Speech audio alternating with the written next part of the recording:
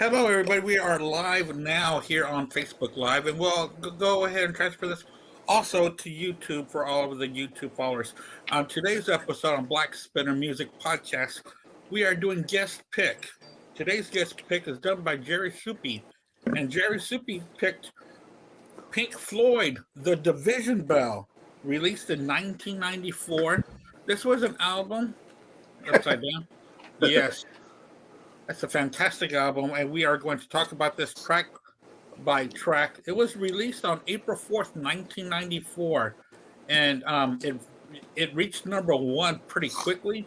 It also went triple platinum by 1999.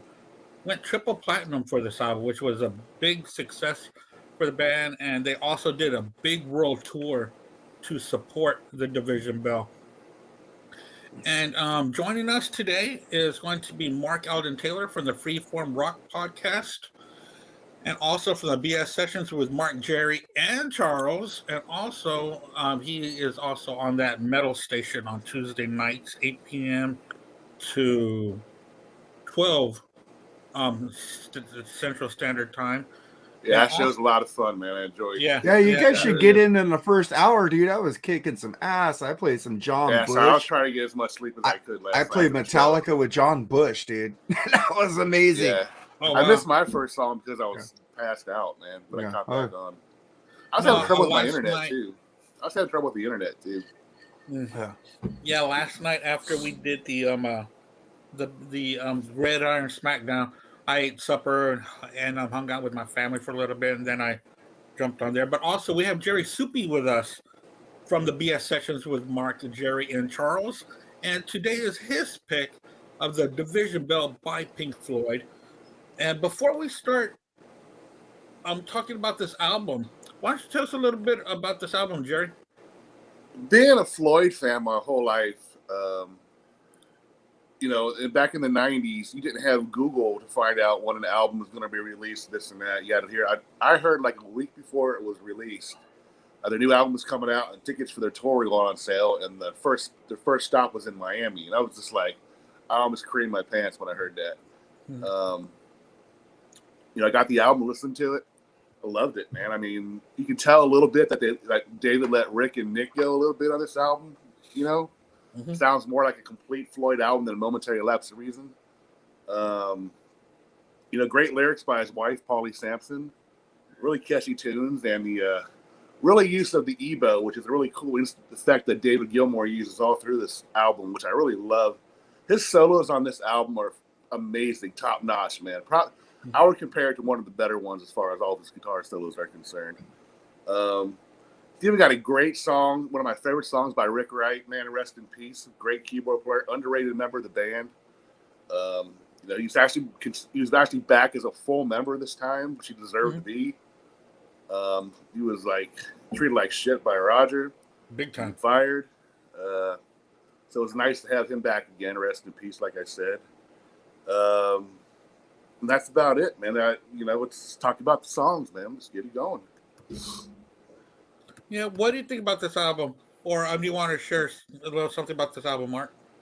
Well, I did see the tour in 1994, and it was kind of fucking pissed me off because my friend brought some fucking shitty weed. I bought the tickets, so I fucking socked him in the face. I'm not getting high, you fucking asshole. Pink Floyd's playing and I can't get fucking high. You suck.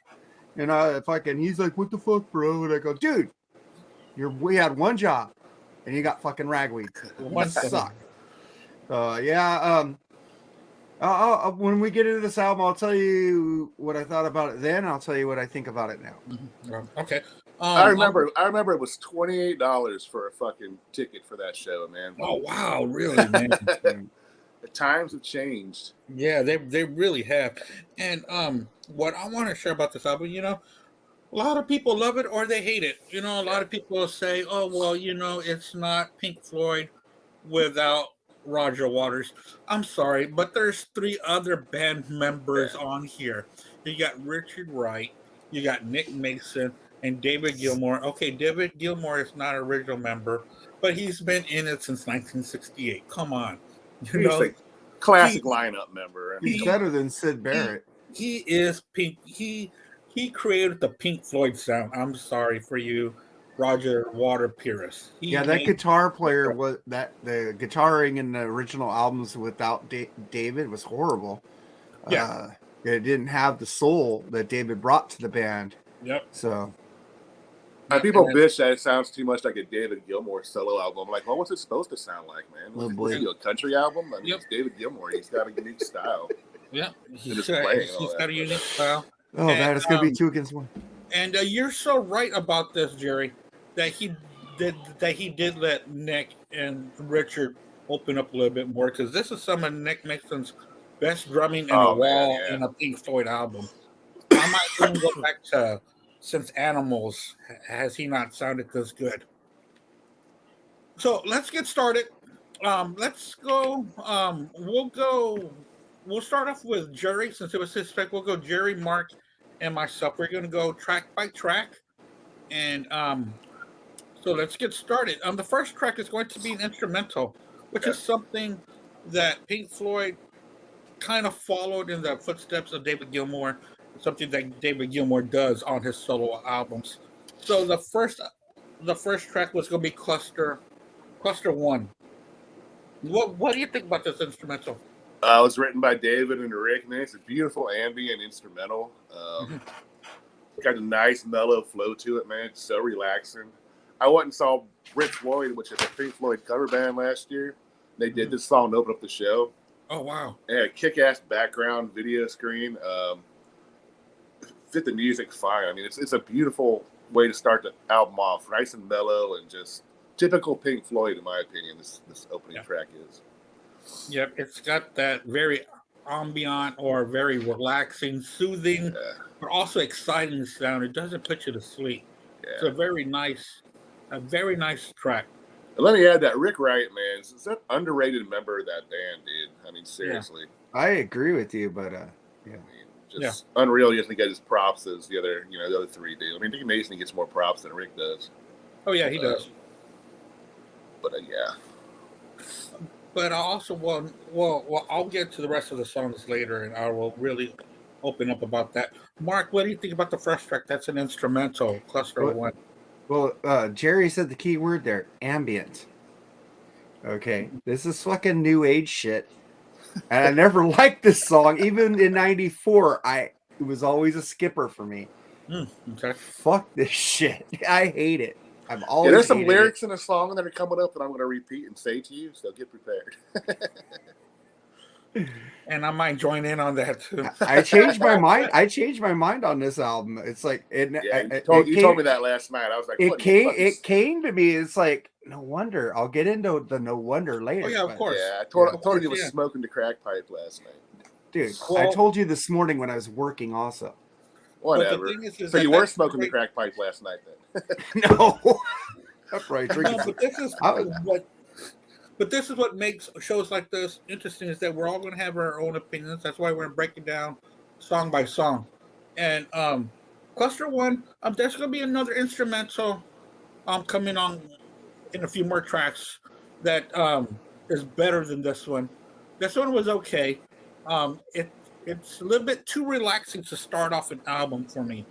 And I will say that the album, the radio songs or the singles that were released off this album were my least favorite songs. Because when you really get into the songs that are the deep tracks on this album, they're deep tracks and they are absolutely fantastic. So let's get started. Track 2, What Do You Want From Me? What a great song to come in from Cluster One right into that song. It's got a little half a cigar feel to it, the way it sounds a little bit, the drumming and the wah, wah, wah on the guitar. Mm-hmm. I think it's a great song. Again, co-written by Rick, lyrics by Paulie Sampson. It was one of the hits. I remember it was the first song I heard on the radio from the album. It's a little bit of a different type of. It's more the female vocals in it, which I don't mind. I think it's not one of the best songs on the album, but I do like it. So that's all I really got to say about that one. Mark, what do you think about What Do You Want From Me? Well, the female vocals only sounds good on Dark Side of the Moon. This is like, it's good. It's a good song, but it's not great.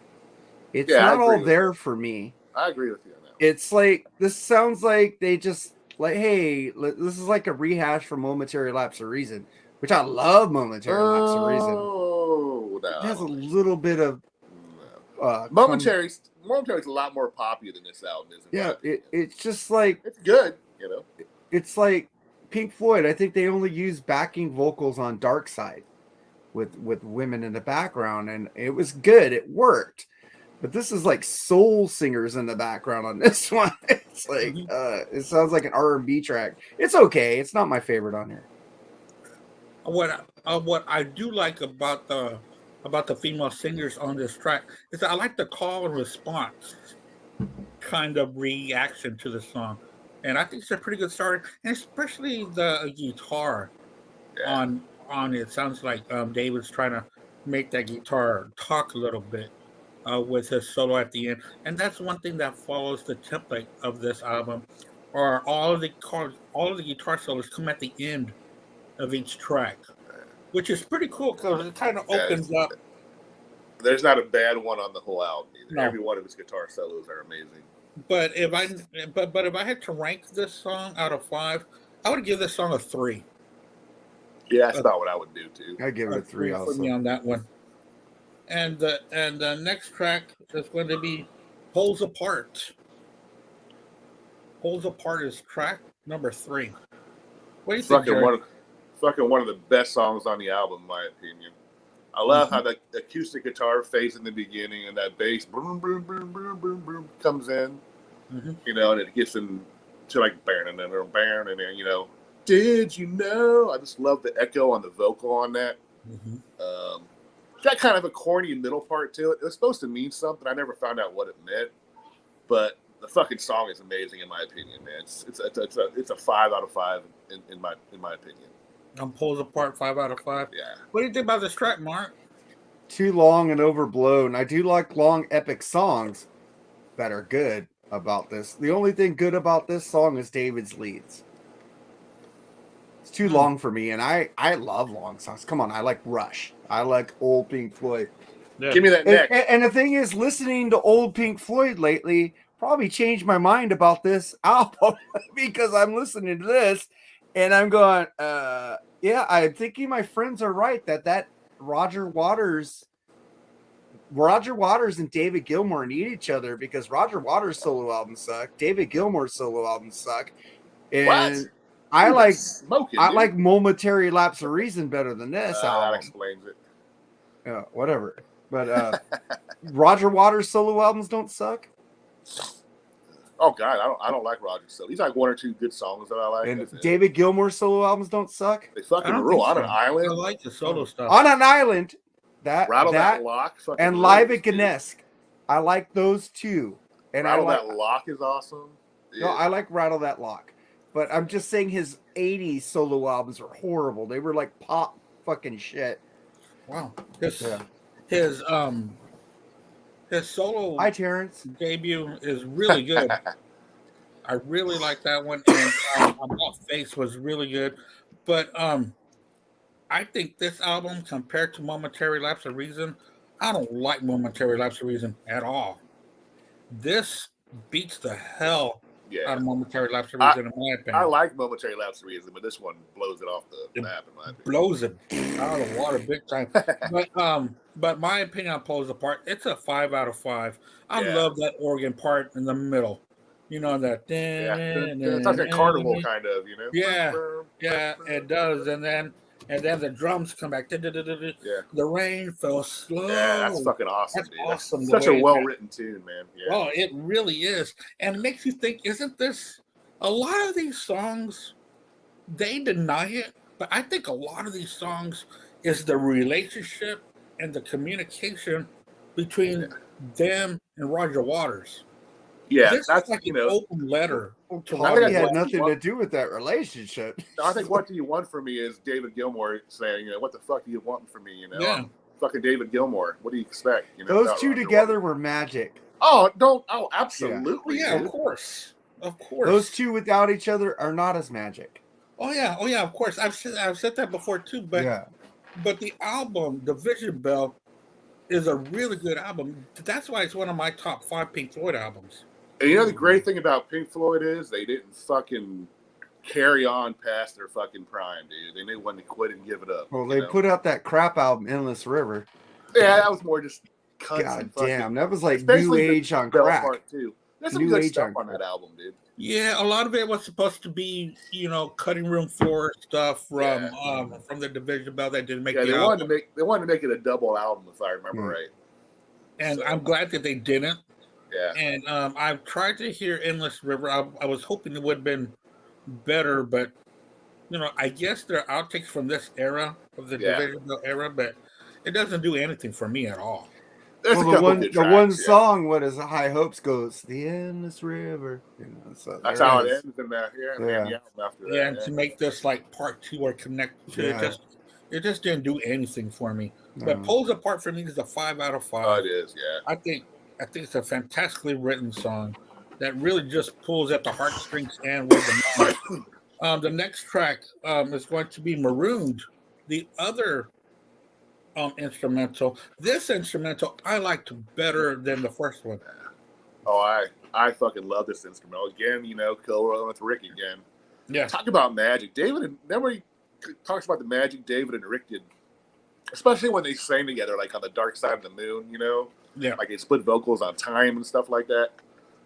Echoes, how they dual lead vocal that song. I mean, just an incredible talent, man. It's just, it just sucks that he died of pancreatic cancer, which is taken a lot of people lately. But yeah, I really love this instrumental, man. It's so cool. I mean, it actually kind of reminds me of Dark Side, Wish You Were Here era Floyd in a way, But yeah, I mean, that's how I feel about it. Yeah, and this is not very ambient at all. This really gets a little bit louder, a little bit heavier in the guitar playing. Yeah, okay. I can see that, better. Yeah. What do you think about this one, Mark? The second instrumental on this album. Well, this is boring new age music to me. I don't like it. Never have. Okay. There's some songs on here I used to like till I heard it this week, and I go, "Oh, why did we'll get to it later." All right. We will get to it later. The next track, A Great Day of Freedom. Another great acoustic song with acoustic solos. And once again, lyrics, I know that they were written by his fiancée at the time. They're still together. Okay. But they're married now, right? Or something like that. So she did write a lot of these lyrics along with him. But the lyrics seem to fit Pink Floyd to me. Yeah. I think it was written about the collapse of the Berlin Wall, actually, I think. Yeah, okay. If I remember right. You're right. Right. That's what it was. It's a great tune, man. To me, it's a typical David Gilmour Floyd song. It's awesome, dude. Catchy hooks, great guitar work. I mean, great tune. Yeah, I really like it too. And I just think it was well sung. And again, the guitar parts on this, the touches, the riffs, and then the guitar solo at the end, again, cascading into the next song. It seems like all these songs are kind of connected with that sound. There's not really a break in between the track. It flows. What do you think about this song, Mark? A Great Day of Freedom. This album is like Boring Beginnings with a great guitar solo. That sounds like he's going for the comfortably numb lead sound. If you notice this album, he's kind of basically playing the same leads over and over and over and over. It has that same sound. I know David Gilmour could do better than this. No, it has the same. I was listening to this over. Maybe I needed to be stoned, like I should have been at that fucking '94 concert. Fuck you, Carlos. But but yeah, I think I used to like the song. I don't like it anymore. It's not good. I like you guys don't like Momentary Lapse of Reason. No, I like fucking Momentary Lapse I of Reason. adore that fucking album. I love that album, but this is blows it away in comparison, in my opinion. So Okay, well, that's my opinion on that song. Oh wow, okay. Yeah, like I said, this is one of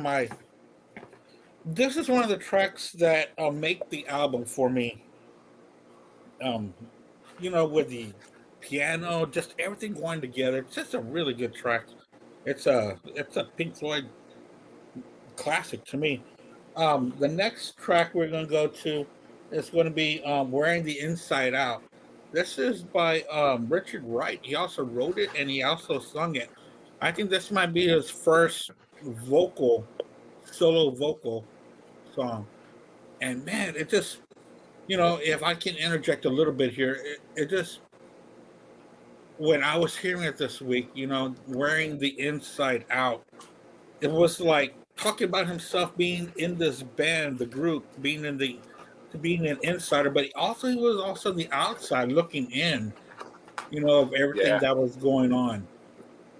And he talks about himself in that third person, being that person, seeing what's going on, and it's a great track. Yeah. He had a lead vocal on "Summer of '68" off "Adam Hart Mother," which is a really good tune. Okay. Very, very Beatlesque. If you listen to it, it sounds just like the Beatles, actually. So it's a really good album. I don't like any of the Syd Barrett albums. No, it's David Gilmour. Adam Hart Mother. Oh, that was him. Yeah. I'm drunk now. All right, go ahead. But yeah, "Wearing the Inside Out," man, what a fucking great tune, dude. Rick's vocals are amazing on this song. Again, you got heavy on the female vocals, which is kind of like question answer type the way they do it, and I like that. That's what to do with "What Do You Want From Me" too, but they got it right on this song, in my opinion. Yeah. Real fucking sad lyrics and trippy, and really cool at the same time, man. 5 out of 5, man. This song rules. Yeah, this has really it's got a lot of emotion, a lot of pissed off emotion as well. Not just, oh, poor me. It's some pissed off shit going on here. Right. That Richard is writing about. It even may have been a little, pick on David Till for not sticking up for him, but, who knows. Yeah, you're right about that. But because he was like wearing the inside out, he was, he was the oddball out, even though he was one of the creators of this great band. And but it backfired on Roger when he fired Rick Wright for the Wall concert, because Rick got paid a salary instead of profits. Right. And he made more money on the salary because they didn't tour that much than the other band members did that were actually in the band. So I probably pissed off Roger and David too. So and also that tour was a money guzzler because of the stage. See Jerry, you know a lot of good facts, dude. Don't sell yourself. It's a band that I really love, dude. Don't sell yourself short on shit. Okay, I'm just letting you know. I appreciate it, man. And you rule, dude. I'm just saying I you like rule. to say on air that I apologize for my BS session last week. The last part of it, I was kind of being like a rude dick, and I apologize to you and Al, Andy, about that. But yeah, like I tell you, if I skip you, dude, I kept asking, "Where am I at? Where am I at?" I was fucked up. Just say, "Hey, dick." I didn't say my number 3 song, bitch. That's funny shit. Just say it, man. But yeah, I apologize to everybody, and I know I was gonna throw it to you. I gotta go. And I go, what the fuck, dude? I'm gonna bring that up tomorrow too. So get ready for that one. Thanks, man. You're ready. And so where are we at? And we are going to Mark. What do you think about "Wearing the Inside Out"? You gotta like at least a song on this album. I said I liked one song, didn't I? All right. You know what it is already. But Good Night, Sleepy Time. Shit, no wonder I've never went back to this album. I love Momentary Lapse of Reason, like I've been saying. Right. This stuff is like Gilmour's solo albums before On an Island, because I love On an Island, which I do love. But this is like, it's not Floyd to me. It's not, it's because I've been listening to this shit. It's fucking. Well, dude, of course that album is better, man. Dude, I'm listening to this and The Wall and Dark Side of the Moon and freaking Wish You Were Here. Yeah, I'm listening about, to this. This is not fucking Pink Floyd. This was me and Andy's number 5 song on the list. This is fucking. This is fucking David Gilmour, fucking 80s solo shit. What was he supposed to do? Fucking write songs like Pink Floyd? Write songs like Copy? No, the way that Roger Waters wrote? Come on, man. I don't know, but this is just boring to me. I'm like, now if they did like a now I know what Dr. Fuck feels about this. I like Momentary Lapse of Reason. I'll never go back on that one because I listen to that shit all the time. But when I went, if they did a reissue, I haven't listened to this album in 10 years. Yeah. I have the CD. I have not listened to it because I never go back to it. It's like when I want to hear Floyd, okay, Animals. I want to hear this. I want to hear Momentary Lapse of Reason. When I see fucking this album, I skip it. It's not even on my iPhone. There's a reason for it, and now I figured it out. It doesn't hit me. And this isn't the first Pink Floyd that I pull out, but I do pull it out quite often. Now, dude, I wore this. Probably has dust. I fucking wore this cassette out when I got it, man. It was fucking awesome. Well, back then in '94, I played it maybe I think 4 times before the show, and it got put away. I went back to Momentary Lapse of Reason and all the other Pink Floyd albums. It's like none of my friends wanted to hear this album either. It's like you got some bad friends, man. No, they're good friends, dude. They got me into Armored Saint and shit. Oh, well, the thing is that you don't really hang out and listen to this Pink Floyd album. You don't. No, it's not an album. I go, I want to listen to Pink Floyd. Let me pull out the Division Bell. I'm like, with a fucking doobie in your mouth, you do. Absolutely. No, this isn't even a good Doobie album. That's Dark Side of the Moon and the Wall and the Animals, man. Oh, yeah, I'll get fucking lit to that. Well, you're respectfully wrong. Okay. So opinions, I said respectfully. Opinions. Okay, so you weren't a big fan of the wearing the inside out. Okay, I get it now. Okay, so the next track, which I love, Take It Back. I feel bad. Don't feel bad, dude. Oh, no, don't. This is your opinion. Don't. Well, I don't. I'm just telling you guys I feel bad, but I actually don't. You're fucking. You're going off and crying. So I hurt Jerry. Oh, fuck you. Yeah, there's some Take It Back. I just love the way that it starts. You know, it's just I lie to her. I spy on her. Yeah. I make promises that I cannot keep. Dude, those lines are awesome, and it starts off that way. You know, and I believe that this was also a single released off the album. Is that correct? Yeah. So Take It Back, it's going to be a 4 out of 5 for me on Take It Back. What do you think, Jerry? I love it. You know, I talked about the EBO effect. He uses that in the beginning. If you're wondering what the EBO is, that stuff he does. Collective Soul uses it better. Yeah, it's a great it's a cool instrument. I had one of those somewhere when I played. I still got one. No, it's REM. He uses that. EBO the letter. That's a good one. Yeah, but I'd give this song a 5 out of 5. It's got a great drumming in it, man. That especially during the drum, boom, boom, boom, all that shit. It was fucking just an amazingly written tune. Nick Mason shines on this song, in my opinion. This is a 5 out of 5, man. It's co-written by Bob Ezrin too, I think. He actually produced this album, I believe. Hey, who's that guy saying Collective Soul is hot garbage? I don't know. Just fuck you. Facebook user. And Facebook user, fucking fuck you. Oh, this is Bushy. Mark on that one. Collective Soul rules. Fuck you, Bushy. I love you. Is that who it is? Oh, no, that's fine because I think Collective Soul is boring. Right. Me and Jerry are on the same page on that one. But yeah, man, it's a fucking great tune. It was a staple on their tour when they did it. Yeah. Great fucking tune. Yeah, it's one of my favorites. Bushy, we are talking about Pink Floyd's Division Bell. We are going track by track on this album. He'll probably like it. He likes Milli Vanilli. Ah, jeez. Come on, Mark. I saw Collective Soul open up for Van Halen on the Balance tour, and they were great. Probably saw them on a bad day. So, what do you think about this track, Mark? Take it What back. Is this? Where the Streets Have No Name in the beginning? What?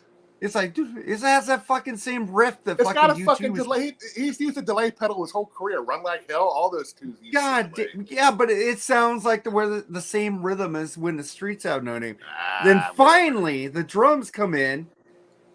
And after the drums come in, this is a good song. I really hate After Waters. I've said this before. They use way too many background singers, just also to point out. But this song is good. I just don't like the beginning of it. I'll take it. Right. Well, like I was saying, this is one of my favorite songs on this album, and this is a clearly ranking 5 out of 5 for me. Yeah. I love the song, and it just tells the story of a relationship and communication, and that's what Nick Mason always tried to push across about this album. It's a communication album between humans, and I really do dig that. Now we come to my favorite track on the album, Coming Back to Life. This is my favorite song, a 5 out of 5. Purely written beautifully. It's just, to me, if I can really break it down, it just talks and tells a story of just of a person. It could be a man or a woman, just overcoming a lot of Heartbreak, a lot of obstacles in life, and they are telling goodbye to what was keeping them down. So what do you think about this track? Again, you're talking 5 out of 5. I love the fucking guitar solo in the beginning. Yeah, I love the vocal entry. Where were you? It just sounds so fucking amazing. yeah. It gets into like a little kind of shuffle kind of beat to it, which is cool. Yeah, it comes in and the rain came slow. And it's got a great outro solo, man, which is awesome. Oh, dude, that solo lasts forever. I love it. Yeah, it's fucking great. They did this song live too when I saw them, and it was amazing. So maybe the songs are better live on the album. 5 out of 5. Maybe not. Yeah, but, I think it's on Pulse actually. Yeah, I have Pulse. I have no problem Pulse, but the songs are like, why didn't you get a hold of me for this, Andy? God, I love this record. The Wild Dark Side of the Moon is my third favorite Pink Floyd album. Show's not over. Why don't you get in now, bitch? We'll bring him in. Hold on. Get Bushy in here so I can fucking bitch at him. All right, hold on. If I could just go through, give him a synopsis of the first, 8 songs? 8 No, songs. I'll just let him talk his way through. Hold on. I'll be right back. Okay. I'm going to take a piss then. Yeah.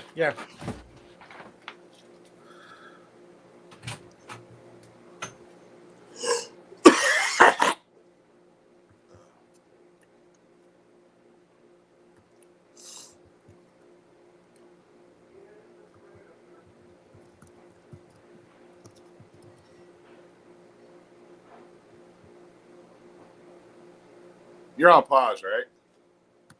No. Oh. I don't know how to pause this thing. But just to say, the hell? Getting back to Coming Back to Life again, man. It's a really killer ass tune, man. The guitar playing is just phenomenal, man. It really is. All right, yeah. There he is. How about that? Thank you. Got another person to appreciate this album finally. What is going on, boys? Oh my God. Up, good to see Hey you. there, Bushy. I'm sorry. I didn't think about inviting you because we had I was going to have 6 people on here, and they bailed the last hour. So I just thought, Well, see, had you gotten a hold of me, I could have done a little more research and gone back and listened to this album extensively. But dude, it's my favorite Pink Floyd album, and I know that's controversial because there's no Roger Waters, but fuck that, man. This is the greatest album, and this whole album is a fuck you to Roger Waters. This is a great record. It's an open letter. It is. Yes. Well, why don't you, Andy? Why don't you ask him what he thinks about the songs and get us all caught up? Yeah. Of course, Bushy. If he remembers them, I'm sure he remembers them all. But Oh yeah, let's go down the road. Let's start with the first track. Since we've already heard from Mark and Jerry, what do you think about the opening track, which is an instrumental, Cluster One? Oh man, it's fucking great. It's got some great guitar going on. So I'm really trying to remember everything that happened with this record. I'm much better with track 2. Cluster 1 is just a great instrumental. Yeah. If I remember correctly. Yeah. Okay. So let's get to what you want to talk to about track 2. What do you want from me? Oh, this is a stone cold Roger Waters, or I'm sorry, David Gilmour pissing all over Roger Waters. You know, Roger Waters, he had this great success with The Wall, and then he bails on the band. And dude, this is just David Gilmour is like, dude, we had this great thing going. What the fuck? One of his greatest guitar solos, by the way.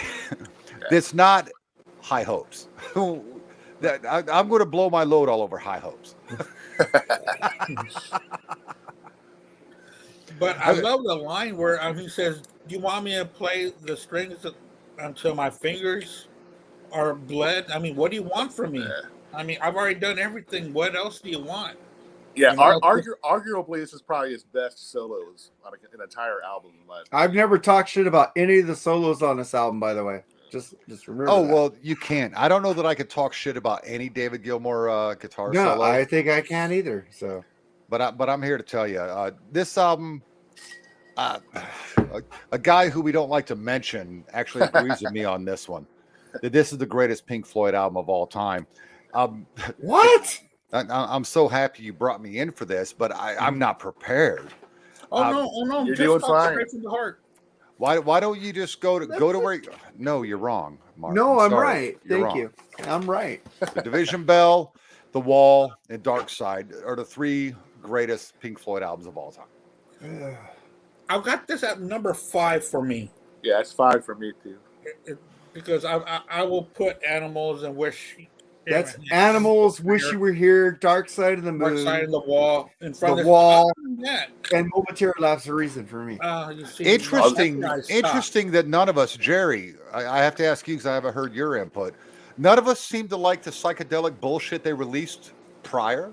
I love the Sid Barrett extra. I hate Sid Barrett. Awesome. Okay, Fuck thank that you. guy. Okay, Mark, so we Now- good. now, we good. do I think they Fuck would've- Sid Barrett. Do I think Fucking they would've- interstellar No. shit. Fuck that. See Do I Emily think they play. would've What is that? been- Fucking. What is that? Sorry, Jerry. Go ahead. Shut up, Dick. That's what you told me to tell you. Yeah, that's what I said. Look, Andy, Nah, you brought seriously. me in and you messed the whole show up. Nah, man. Go They ahead, would man. not have been as big without David Gilmour. Sorry. They would not have been long lasting with Sid Yeah. Barrett. Sorry. See Emily play. What is that? Pedophile song? What the fuck is that? I don't know. I don't know. Sounds like something the Beatles would have wrote. That's what I said. It's a fuck very you. Beatle-esque.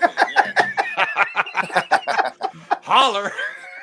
I mean, but the thing is that the stuff that came out early stuff with Sid Barrett, it's okay.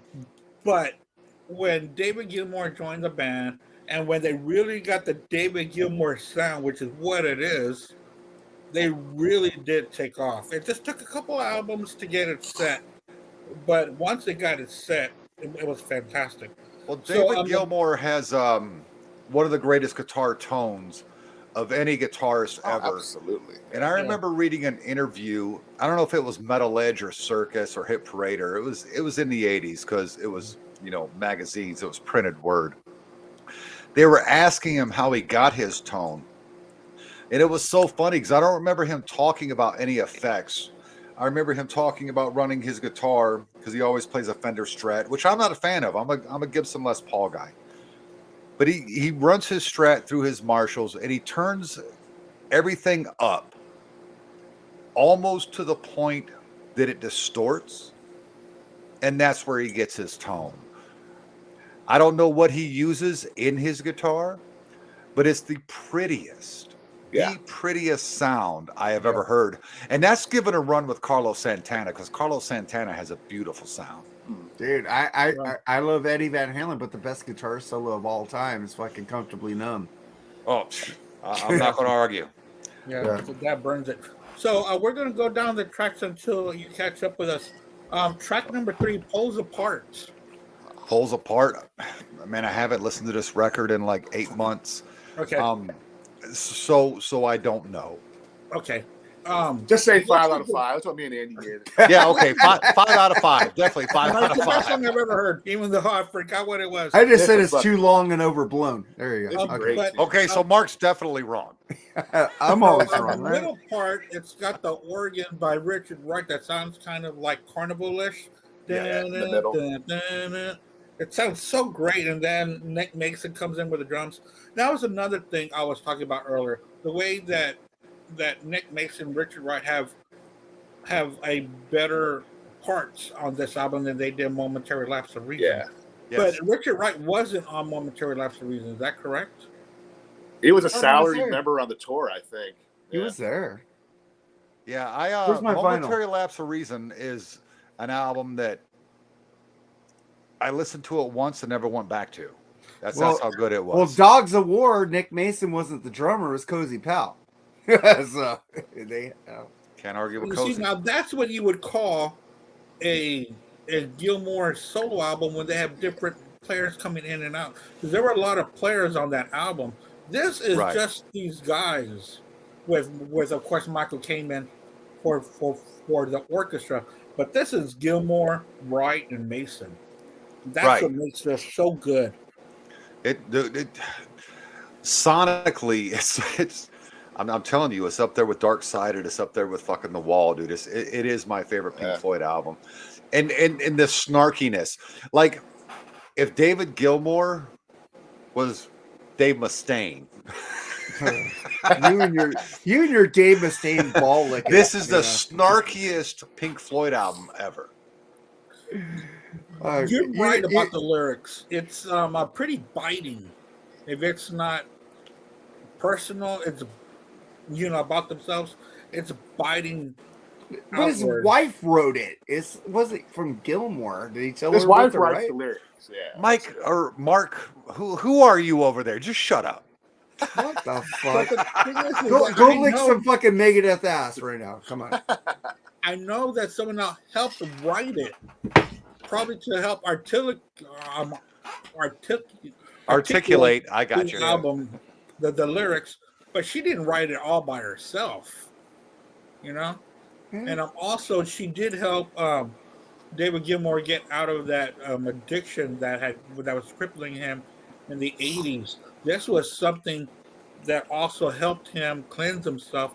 And these lyrics might also be a lot about what he was going through in his inner demons. So And she's not, Sharon Osbourne. All we can thank her for is saving Ozzy. Yeah. She saved his life. Barring that, I hate her. Yeah. But I'm glad she's okay. We had that hospital scare. Yeah, we're glad But she's I'm glad she's okay because I don't know that Ozzy will be around if she goes. Ozzy needs to go first. Yeah. And do you want to go through these tracks? Do you think you can remember them, or No, you go ahead and go where you were, and I'll catch up. Hey, we're want getting you- free. We're getting free girls chat right now. I know I'm trying to Let block you me there. ask Nate a question, see if you agree with this. Sure, I of think course. Rick Wright is one of the most underrated fucking musicians ever. Other than Prince? Nah, I mean underrated. Prince isn't underrated. Oh, he's totally underrated. Who underrates him? Everybody. They're idiots. Everybody underrated. Roger everybody underrated. underrates Fired Prince. his ass. Dude, Yeah. Prince rules. No, Jerry, I would absolutely free virtual Girls girls chat. What the And that's what I'm Hell saying, yeah. man. We're gonna get some poo-tang right now, man. We're boobies. Poo-tang. I'm trying to I'm get so rid sorry, Andy. You should have told me about this. What's- I'd have been in this so hard. What's 48 hours? What did Eddie Murphy say? We're gonna get some trim. Yeah, I believe we're Trim. on. Oh my Keep God, Talking. that's an '80s term, ain't it? I believe we're on keep talking. Yeah, there's not You know much that trim song, right? anymore. No, it's all bare landscape, and that's how I prefer it, people. You don't Yeah, like Ron, it keep- bushy? Damn it, Mike. No, I like my beard bushy. I don't want anything else bushy. We're in the middle talking about Keep Talking. I'm sure you know that song. Yeah. So the next track we got. Say hi to is, your daughter. Is I wanted to talk to also Bushy. What about Coming Back to Life? You remember that one? I do. Lyrically, Mhm. I think of that as him coming back into his zone because Waters leaving Pink Floyd was devastating. Mhm. It was devastating. And this, to me, if I'm remembering correctly, this is just Roger. It's like, look, I've gotten over my addictions. I've gotten over my angst, even though I'm going to talk shit about you on What Do You Want From Me? Yeah. Right. This is David's coming back. I'm back. I'm doing this Pink Floyd thing. This is how it's going to be. I think it's a great track. Because I think it's 7 years in between Momentary Lapse of Reason and Division Bell.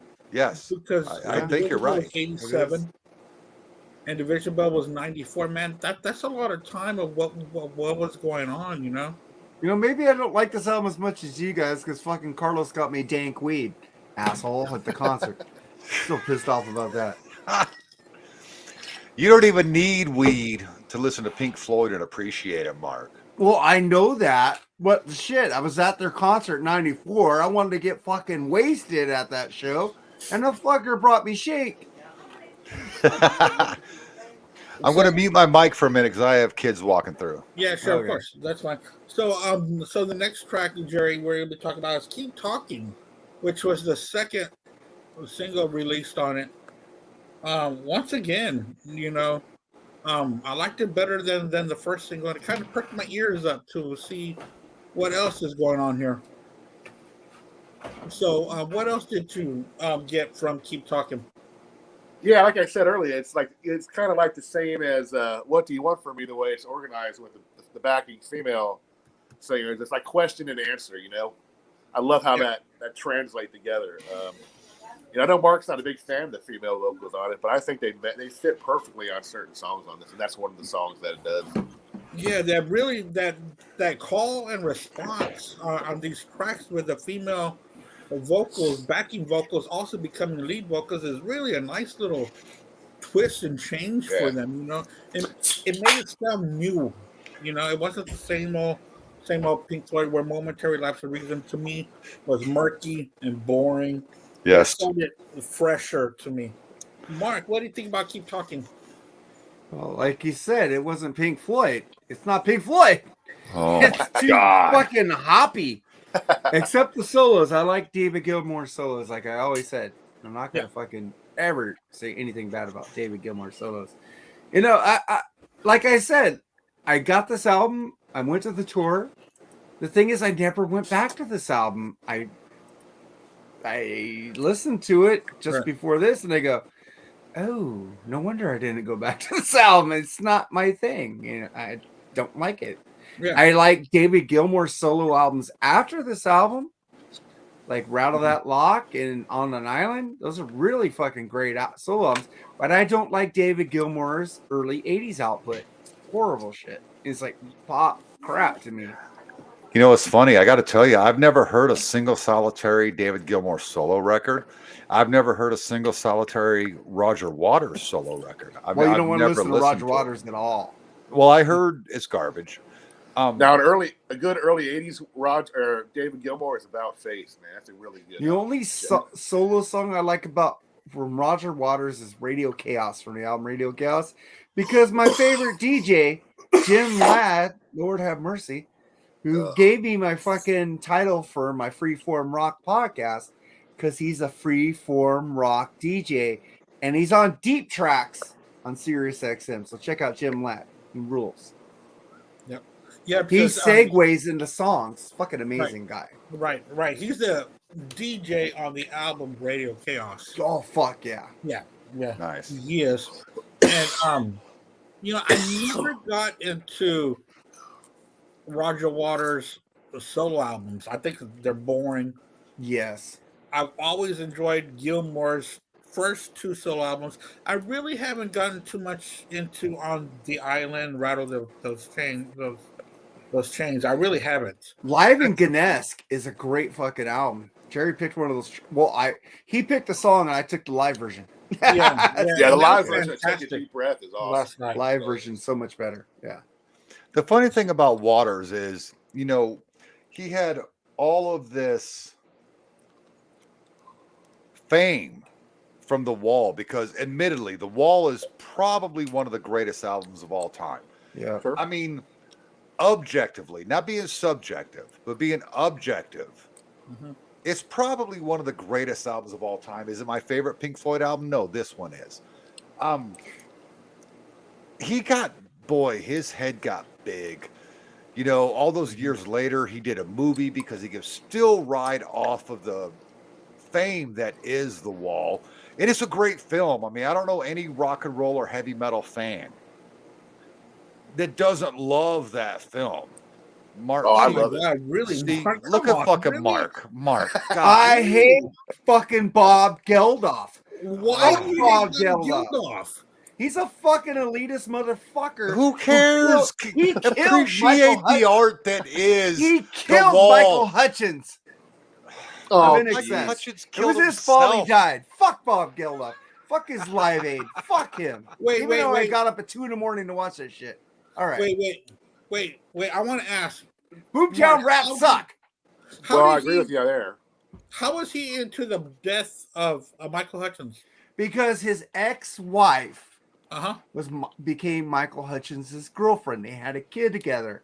Okay. And what happened is that Michael Hutchins and his ex-wife said, "Hey, I can't spend Christmas with you because Bob won't let me take the kids with me." So she stayed in England with him, and Michael Hutchins went into a drunken bender. He fell down, hit his head, lost his taste buds, which fucking depressed the fuck out of him because he couldn't taste food anymore. And he fucking just had to find things to fucking get aroused with. So he fucking did asphyxiation and killed himself because of Bob fucking Geldof not letting his girlfriend. But the only thing I say good about Bob Geldof, because Michael Hutchins and that lady had a kid together. And Bob Geldof, because the other lady died of drug addiction, Michael Hutchins died of asphyxiation. He took the kid and raised it as his own. That was fucking cool. So But Michael still, Hutchins fuck had Bob Geldof. so One of the Michael greatest Hutchins had no vocalists other of all problems time. until that point. Huh? So he had no other problems up until that point. I hated the Boomtown Rats. He was never a drunk or a druggie before all this. No. Bullshit. Oh, come No, on. he wasn't. Come on, So he just Mark. did it He, one he time? got Come into on. a major depression because he Dude. couldn't spend time with his love. Oh. The girl was a heroin addict. He wasn't. He was a drunk. Oh, There's a difference. boy. Fuck Bob Geldof. Fucking elitist motherfucker. Fuck the Boomtown Rats. You know what? I don't like Mondays, but I don't like the song. I don't like Mondays either. Christmas time again. Okay. Yes. Yes. Listen, motherfucker. Do They Know It's Christmas? One of my favorite vocalists of all time, Bono, says the worst lines in that fucking song. He says, "Thank God it's them instead of you." Fuck you, Bob Geldof. You gave Bono that fucking line to make him look like an asshole. All right. Yeah. That's what Bono needed to make him look like an asshole. He ain't an asshole. He loves people, man. All right. I'm sorry, Andy. I shouldn't even be here. I'm just causing a Nah, fight on your dude. show. No. I just wanted to know what the deal was with Bob Geldof, because how can you not like the movie The Wall? I think, and the thing is that Bob amazing. Geldof is fantastic in that movie. I think so too. He is Bob awesome Geldof. in that movie. He's a great actor. I've never seen him in anything else. I don't know if he made anything else. I don't think he did either, but I'm here to It tell you, doesn't matter to me. The Wall is one of the greatest rockumentary films ever Absolutely. made. It's They fucking didn't even amazing. sing the songs in there. It was Bob Geldof singing that shit. Who cares? Well, then fuck. I want to hear Gilmore and Waters sing it, not fucking Bob fucking Geldof. Look, to be fair, I kind of like that musical with Tom Cruise. So Rock I of do Ages. too. I I do love too. it. I like Rock of Ages. look, How we got can Mark. you like Look, we the calm Mark Wall? down. We can move Come on on, to the next Mark. track.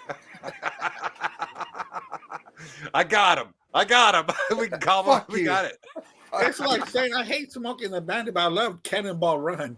Well, I like both of them. What the God, hell? wait, what? What? You don't like I like both Smokey and the of those Bandit? movies. No, it was a joke. It was a joke. I Oh, like okay, I was Cannonball about to Run say, too, where you see that's the Mary- whole reason the '78 Trans Am is my all-time Hey. dream car. Hey, fucking Cannonball Run 2, where you see Mary Lou Henner's boobs. Fuck yeah. All right.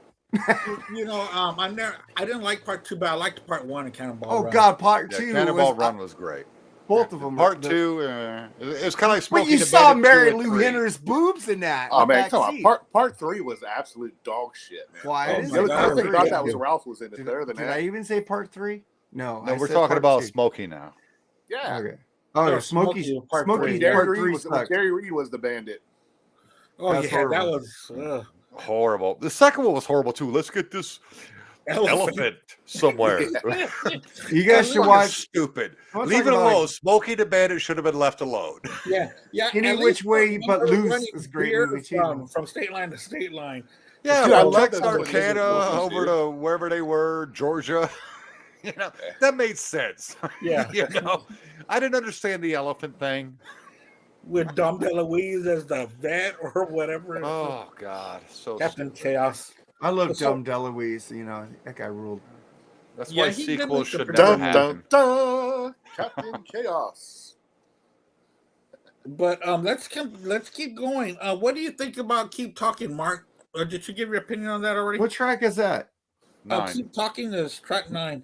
9. Track 10. Another song that's way too long. The intros, then the booming electric bass comes in. Man, this ain't Dr. Dre. All these songs had no jeez. personality. They blended to each other. Then the background singers again. Jeez. That then gospel the David, sounded. Oh, dude. then the what David fuck is solo wrong comes with in you? really good, but it's not. He's playing the same shit he played in the 70s. There's nothing new here with him. You know, it's like he's rehashing shit from older Pink Floyd albums to me. But it's still good. Okay. Yeah, it's still good, but I just don't see the rehashing of it. I don't either. Go listen to Animals. A lot of these solos come from Animals and The Wall. It's like a lot of comfortably numb-ish solos on this album. That's his sound. That's called That's a sound. Okay, Eddie Van Halen didn't copy his solos. Oh boy, I could. Don't even Name- talk about women and children first. It all, it all sounds the same. I mean, that's how you know who it is where that tone and their personality comes through with their playing. He did. It just sounded It's like not he was. fast. It's not like, real shit. It's just feeling, man. Yeah, The you know who emotions sounds the of it. same all the time is Eric Clapton. Fuck Eric Well, Clapton. yeah, I agree with you on that one. Now, see, I got to leave this studio. What the You see, fuck? I don't. I love Clapton. I So love do I. Slow Hand. Fine. Better than that, he uses that same A minor. I like his minor scale 80s and albums everyone better else than his does. 70s albums. That's just me. No, you know what? I feel the same way about his 80s output. I think it's a lot better than his 70s. So I love Under the Sun when Phil Collins played drums on that album. Fucking rules. Man, we've gone Except completely for- far out of what we were talking about. Far I out, know, man. I know. See, All right. see, I'm sorry you about should have that, Jake, 'cause you this should have is just good let stuff. me talk shit in the comments and not brought me in. Oh, Because I'm dude, unprepared. It makes it a better show, dude. Come on. So, Oh, what do you Bushy think always about- makes it a better show. What do you fuck. think about Keep Talking, Bushy? Keep talking. Oh, keep talking. God, I gotta fucking remember this track. It's funny because I keep bringing up my folder to look at it. I don't remember hating anything off of this record. Okay. Mark keeps bitching about the background vocals, the female gospel type vocals, and I'm like, that's what I think is such a standout in this record. I love that gospel kind of background vocal that's going on in this song. I think David Gilmour delivers another stellar solo. It sounds nothing like anything he ever did before. You guys need to go back and listen to the tape. The tone and sound, of course, the tone and sound, it is specifically David Gilmour. Yeah. He is very distinct. He is Ace Frehley. He is Slash. Ace Frehley changes the shit up, though. No, Ace Frehley's the most fucking B-list minor easy guitar player ever out there. He's sloppy as fuck, which rules. The point I'm trying to make is when you hear it, you know that's David Gilmour. Right. As soon as that tone comes in, you're like, oh, I'm listening to Floyd. Now, I've never heard a David Gilmour solo record. So if I was to hear a guitar solo from a David Gilmour solo record, I would say, oh my God, that's Pink Floyd. And I'd be wrong, but I would be right. It doesn't sound because like Pink it's Floyd fucking on Gilmour. there. His solo albums do not sound like Pink Floyd at all. I bet he still has that same tone. I have to listen to him admittedly. He does when he goes to On an Island and Rattle That Lock. He's more but his 80s solo albums were kind of popish. I didn't like it. Well, what did he sound like? He didn't sound like David Gilmour. Well, his debut album that came out in '78, in between between Wall and Animals, dude, it is a Pink Floyd record from top to bottom, because he had to cover that gap somehow. It sounds exactly like what a Pink Floyd album would sound like. It's fantastic, and I believe it's '78 for David Gilmour. I really got to check out his solo stuff. Yeah. I'll send you a clip off of YouTube to you so that you can check it out. Give him On an Island. Yeah, I would recommend that one. That's his best solo album. Yeah. But Keep Talking is a great song. It's a great song. Once again, I love the call and response. And he answers with his guitar going back and forth. I think it's a great track. Keep Talking. Should have had Dr. Fuck on this episode. I would have been fucking vindicated. But okay. No, not on this album. It's just, this is just too good of an album for me to say, well, maybe not here, maybe not there. And maybe Mark is right, but no, this album's too strong for that. Well, if you like it, Good enjoy. Record. That's all I say. Good record. The second to last track, Lost for Words.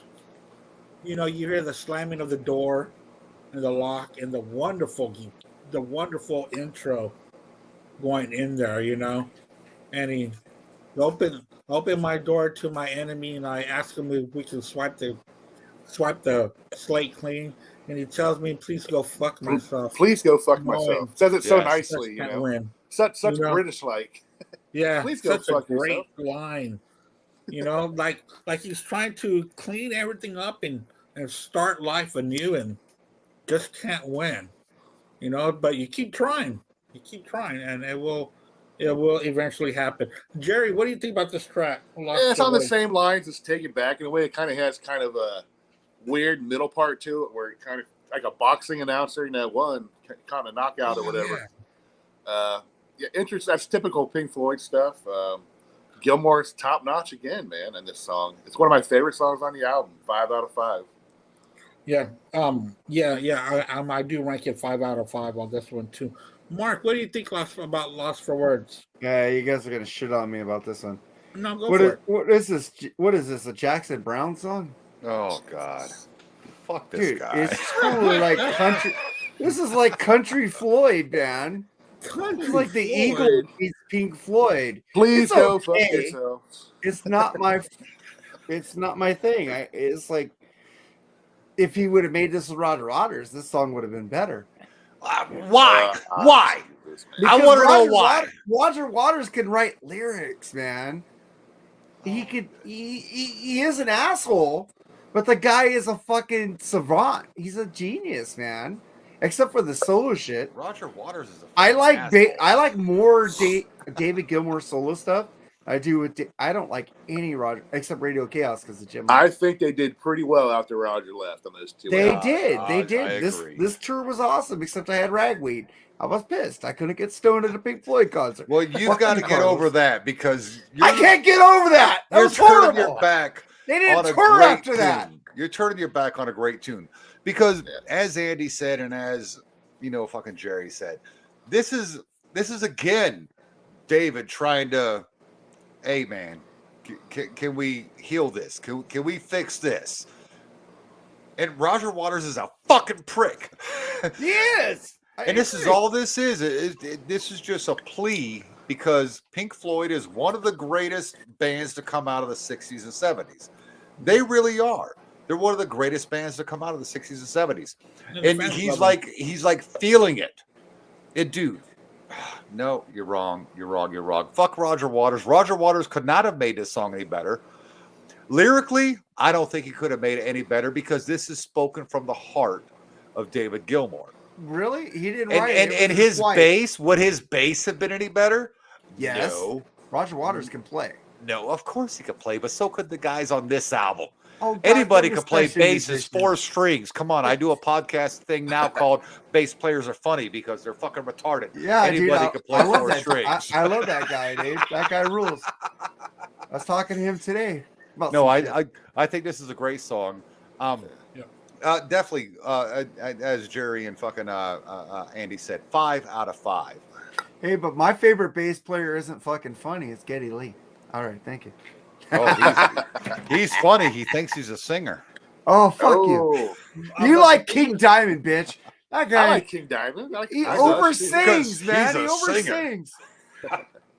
But the thing about the writing on this, I know that they had a second writer on here, which was Pauly Sampson. I know that, but didn't Bob Ezrin help a lot on the wall?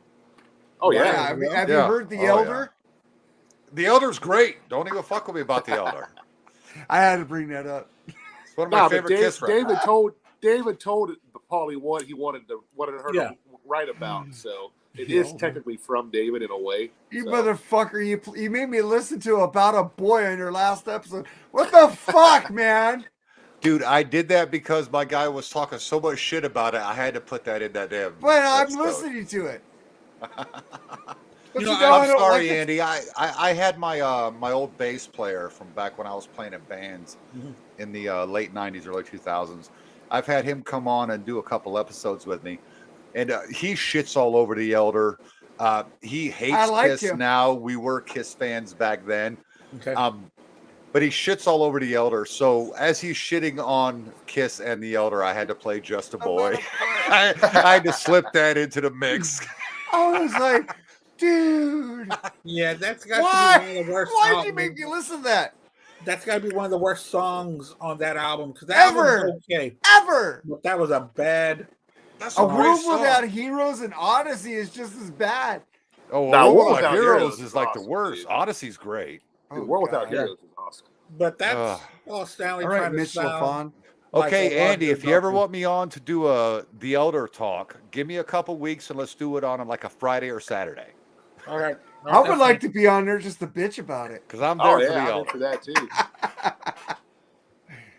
I didn't hear that and Unmasked just because people were bugging me to listen to this. Fuck that album, dude. God, they all suck. Horrible. And the last track on this album is High Hopes. The masterpiece of the album, in my opinion. Yeah, what a closer. It's like you want to hear more. You don't want it to end after this track. And then, of course, they make the Endless River, which was just not good to me at all. But let's talk about High Hopes. Jerry, the last track on your album pick. What a great fucking ending to a fucking album, dude, man. That slide guitar at the end is just, man, it's so intensely beautiful. I'm getting aroused. The way the song was written is beautiful. I mean, fucking great tune, man. I mean, talk about firing at all cylinders, man. They were on this album, man. So Yeah. Oh yeah, I completely agree. They put everything together, and they just sat down. And the thing is that I was reading as well was that the way that they picked these songs for this album, they did it as a point system. Those three. Yeah. They did a point system of what will be on the album and what's not, which is a very democratic way to do it. And if you think about it, "Wish You Were Here" is probably the last album that they actually wrote together. You know, if you think about it. Yeah, because after the wall, Roger Waters got fucking asshole, and fucking then they made that. What was that last album they did? The Final Cut. Well, that album sucks. That was pretty good. I liked it. Yeah, the Final Cut, you've got to be in the mood for it. Yeah. You've got to be in the mood for it. It's not a party album, I'll tell you that. True You story. really do need to be in that kind of mood to listen to an album. You want a party album? Fucking Whammy by B-52s. There you go, man. Jesus So what Christ. was your last? So what do you think of High Hopes, Mark? Why couldn't the whole album sound like this fucking song? This is the fucking best song on the fucking album. This is the song Pink Floyd song ever. It's not the greatest Pink Floyd song ever. That is Pigs. Or Dogs. No, Dogs is my favorite fucking Pink Floyd song. Dogs is one of my favorites too. Dogs It's a good fucking song. rules. It's Pigs good. on the Wing. Animals is just the best fucking Pink Floyd album ever. I'm sorry. That's just my opinion. Yeah, It's he's the best song on the album, times. man. Like fucking when he I get stoned to this song. When he goes, The grass is greener. Oh, dude. Oh my god, it's like it just flows through you with that fucking serene voice he's doing, and I'm like, oh fuck, sing it. Yeah, baby. This And song then fucking gives me a fucking major heart on. Why couldn't the whole album be like this? And I then love the it. guitar comes out of nowhere. Oh god, that I mean, guitar, oh. it just sings. Yeah. It sings to me. It's like, this is the Pink Floyd I want to hear. It's the greatest fucking Pink Floyd And song then- ever. One of the best. I And agree with you on that. About 2 minutes after that song is over, there's a little conversation with him talking to a baby. You guys know that? You guys heard that, right? Probably. I've heard that, but I've heard different stories about what that is. But I you forget the tell me, kid's Greg. name now. She goes, hello, whoever the kid's name is, and the kid hung up on him. It's Yeah. Charlie. I'm just Yeah, going to tell you guys. That's That's a weird. throwback to the wall, and I think it's great. That's just another stick in the eye to fucking Roger Waters for being such a prick. I love this song. I don't know if it's my turn, but I'm going to take my turn. Go for it. This is the greatest Pink Floyd song of all fucking time. And I love that lyric. Mark, you are right, man. The grass is greener. It just fucking makes you The just wanna light was float. brighter when friends surrounded the nights of what? Dude, it's fucking amazing. It's fucking amazing. It is the greatest thing that has ever been done under the moniker of Pink Floyd. Wow. The guitar solo. Oh my God. That's, David It comes Gilmour, swinging. he doesn't hold back. It's so ethereal. I mean, he's he's diving deep. He's hitting those harmonics. It is fucking gorgeous. This is the fuck you to Roger Waters. This is the ultimate screw you. I can do it. The grass is greener. The light was brighter. Yes, we had all these great things, but I'm here to tell you, I can do it myself. And he did. This is the greatest Pink Floyd record of all time. I stand by it. There is no better. I mean, Roger Waters solo never was better than Division Bell at all. Dude, Andy, you're my brother fucker, dude. You're my boy now.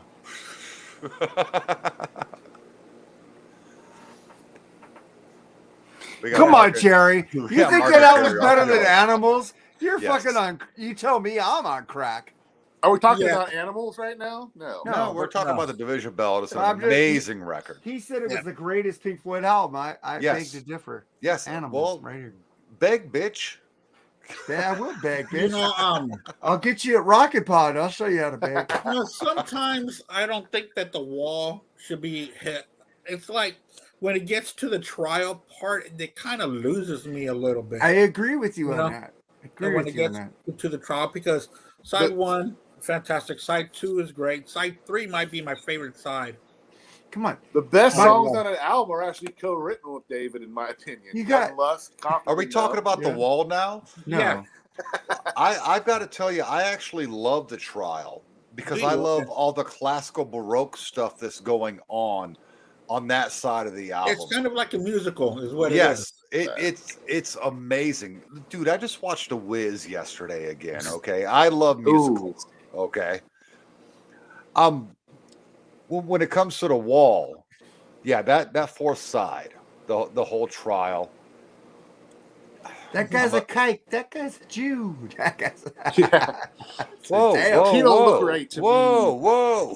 Well, that's what he says on the fucking song, man. No, but let's not. Well, we don't have to sing those parts. But Right. I'm saying, hey, He that didn't album use has the not K been- word. He used the N word. That album But- has not been canceled yet. No, he used the C word. He used a coon, I think. Excuse me. I'm not a racist. Yeah, But sorry. Yeah, we're not. We're just repeating talking what about Roger. fun. Roger's But- making but fun of the racists. point is, that's a great album. I mean, and Yeah. yes, I mean that Yeah, of whole course. record is an anti-racism album. Hey, people work. You didn't hear me say that. Okay, go ahead. Yeah, I know you work for Disney, dude, but So I just wanted to say we've Dude, I showed somebody a scene for Blazing Saddles with the nigger bleeped out. whoa, And I got- whoa. All right. I got sent to the office.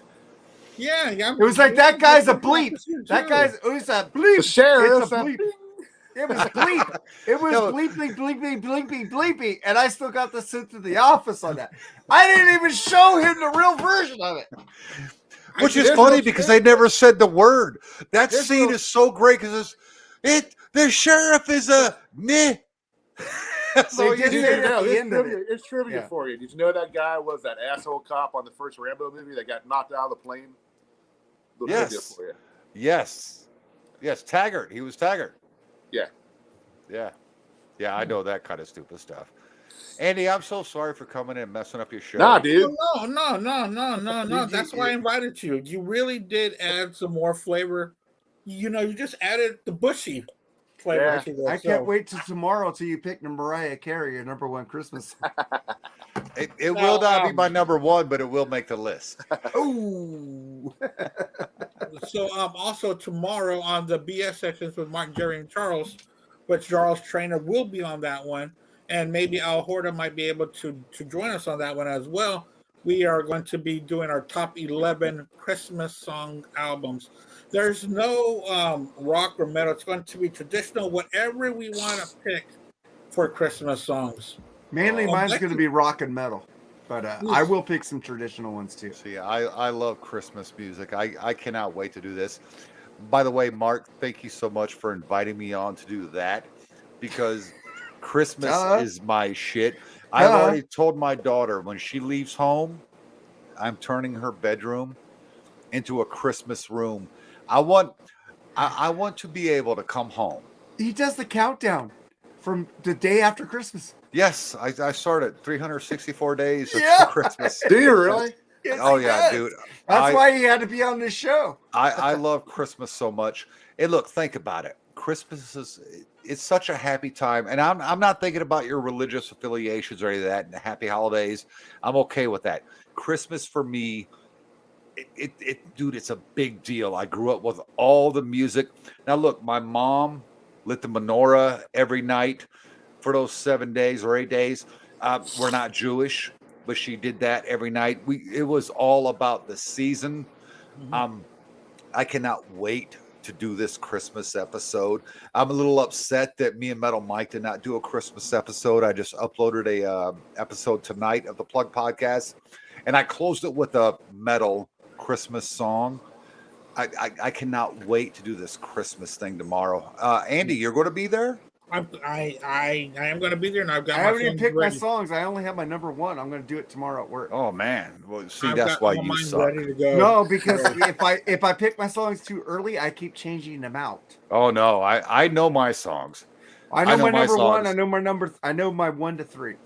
So. Oh boy, and John Denver and the Muppets are going to make an appearance. Oh, of course I wouldn't expect nothing less. Greatest Christmas album of all time, by the way. Yeah, that's going to make an appearance. But what? Okay, I don't want to say anymore, but that's going to be on my list. I need you motherfuckers to pick that or whatever. Nice. I can't wait to see where it is. Who else is going to be on that tomorrow? By the way, we got Andy or Jerry. Are you going to be there? I'm going to be there. Al and Charles will be there. Alan Charles, nice. Yeah, I don't work on Friday, so this could go long. Oh yeah, I've got all my Christmas albums out already. The greatest Christmas record of all time. I remember when Bushy got that, man. He posts that every fucking day. It's awesome. Look, I mean, Jim Henson's just fantastic on this. Mark, you have to understand. You have to understand. I moved out to Albuquerque, New Mexico when I got out of the Army. I was trying to start my life over. And Watertown, New York was a small city. Okay. We didn't have drugs. We didn't have crime that we were aware of. Let's put it that way. I went out to Albuquerque, New Mexico, and at that time, in 1999, the Mexican gangs and the Mexican Indian, Native, whatever you want to say, what's politically correct today? I don't know. What is politically correct? The Mexican Native gangs, they were at war. My mom lived one block over from that street. Zuni Avenue in Albuquerque, New Mexico, was the war zone. I was there for 3.5 weeks. I left Watertown, New York. I went out to Albuquerque, New Mexico to start over. And it took me 3.5 weeks to go to fuck back to Watertown, New York. Because I was there for 3.5 weeks. And in 3.5 weeks, there was 2 days,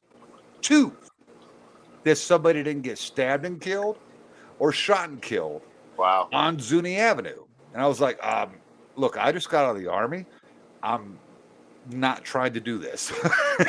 I'm trying to live my life. Yeah, that's why they filmed Breaking Bad there. Right.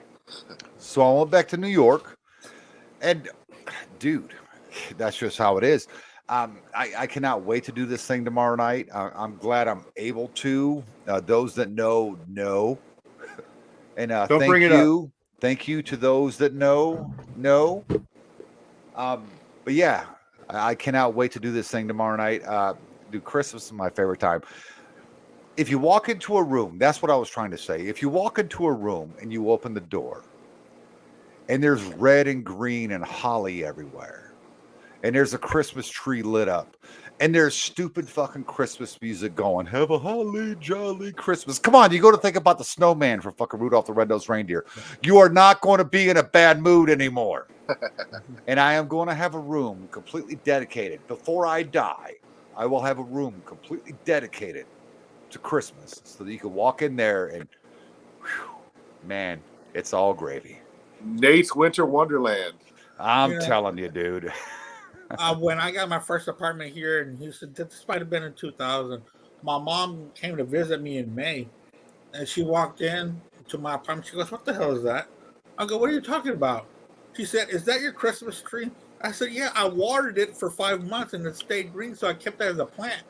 Yes. My mom goes, "It's May. Throw that away." Said, no, you don't throw it away. I hope he kept it until it died. You don't even live here. This is my place. I got dogs that kill the tree. And it stayed green for 5 months. That is I kept awesome. watering it.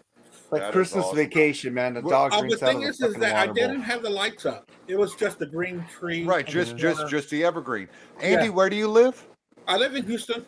Oh, okay. Yeah. Texas boy, you're a Cowboys fan? No, I'm not. Well, we The can't other talk one. anymore. Well, he's smart. You Texans Cowboys and fans are Astros. way sensitive, man. You guys gotta But- stop that. But I do need to say I grew up a Cowboys fan. And then when I moved Would you get here- raped in prison? I mean, what happened? Well, I moved here in 99 and the Texans moved here in 02. So I started following them and That's fair. I started going to their training camps. Hey, and- man, they Watch gave two them from the of ground the up. best teams in the league a run for their money, man. So Yes, I they know- did. I know that And the this is Bears a- gave the Eagles a run. I am scared of this Saturday. I am terrified of I don't Saturday. know, man. Jalen Well, Hurts you is don't hurt, have man. Hurts playing, though. Hurt is Yeah. hurt. So what? So what? All Well, this shit that the Eagles talked to us when we had a backup quarterback, I hope we throttle them. And I'm just going to tell Eagles fans, hey, shut the fuck up. You guys beat a backup quarterback. Dude, that loss, man. Last Your week is a big defense, the last blow, two dude. games, you Dude, gave it up was over huge. 82 points. Man, It was 82 huge. points in the last two games.